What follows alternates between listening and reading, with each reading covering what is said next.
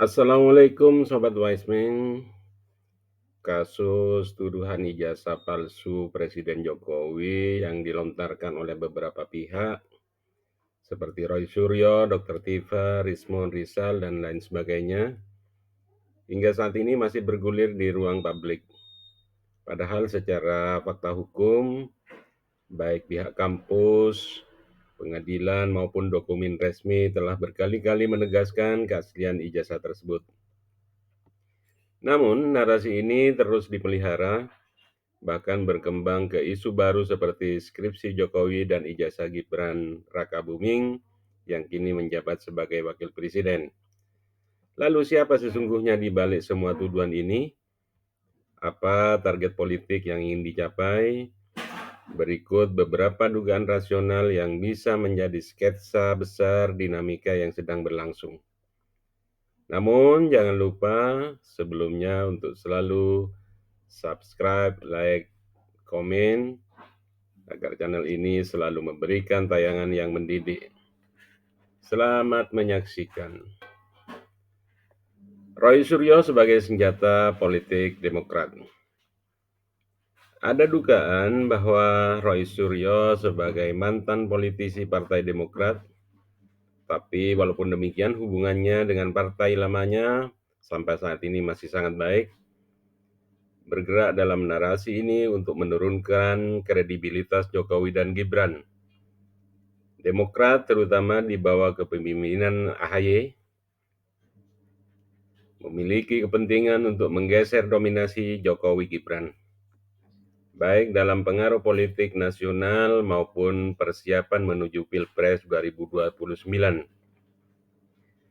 Dengan menyerang legitimasi Gibran, peluang AHY untuk menggantikan Gibran menjadi lebih terbuka.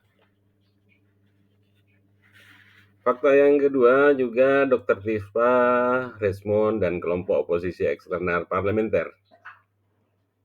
Nama-nama seperti Dr. Tiva, Dr. Rismon yang katanya doktor dari Jepang, dan Rizal kerap dikaitkan dengan kelompok-kelompok yang lebih keras seperti secara ideologis maksud saya, seperti PKS, FPI, dan ex-HTI. Mereka memanfaatkan isu ini sebagai bagian dari upaya delegitimasi pemerintah Jokowi yang dianggap sebagai simbol hegemoni kekuasaan yang harus dilawan. Mereka mengincar ruang kosong politik yang bisa muncul jika ketidakpercayaan publik terhadap Jokowi Gibran semakin meluas. Jagoan mereka, Anies Baswedan, digadang-gadang sebagai pengganti Gibran, mulai diteriakkan. Kemudian koalisi kepentingan beragam. Musuh bersatu karena kepentingan yang sama. Uniknya, kelompok-kelompok yang biasanya berbeda kepentingan kini bersatu dalam satu narasi, yaitu melemahkan dominasi Jokowi Gibran. Bahkan sebagian pensiunan jenderal yang merasa tersingkir di era Jokowi turut bermain di balik layar karena faktor sakit hati, dendam politik, dan hilangnya pengaruh lama mereka di lingkaran kekuasaan. Bagaimana dengan PDI? PDI bermain dari belakang. PDI sebagai partai yang sempat mengalami friksi internal dengan Jokowi di Pilpres 2024, diduga juga mengambil peran pasif tapi agresif. Mereka membiarkan narasi ini berkembang karena bisa menjadi bargaining politik di masa depan.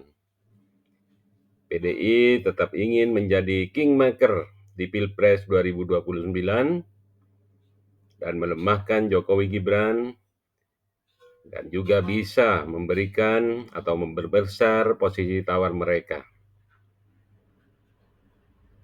Lalu bagaimana dengan Pak Prabowo sebagai presiden saat ini? Prabowo memainkan peran penengah. Sementara itu, Prabowo Subianto sebagai presiden terpilih cenderung memainkan peran seimbang. Sesekali Prabowo mengeluarkan pernyataan menyejukkan, namun ia juga mengingatkan adanya potensi intervensi kekuatan asing yang bisa menunggangi keributan politik dalam negeri. Prabowo tampaknya sedang memetakan semua kekuatan sebelum mengambil langkah-langkah strategis. Sang maestro politik masih memegang kunci.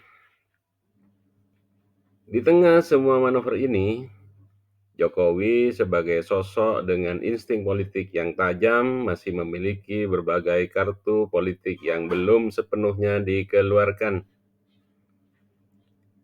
Publik kini menunggu bagaimana Jokowi akan mengatur langkah-langkah politiknya ke depan untuk membalikkan serangan lawan-lawan politiknya dan memastikan keberlanjutan pengaruhnya, baik secara pribadi maupun lewat figur Gibran.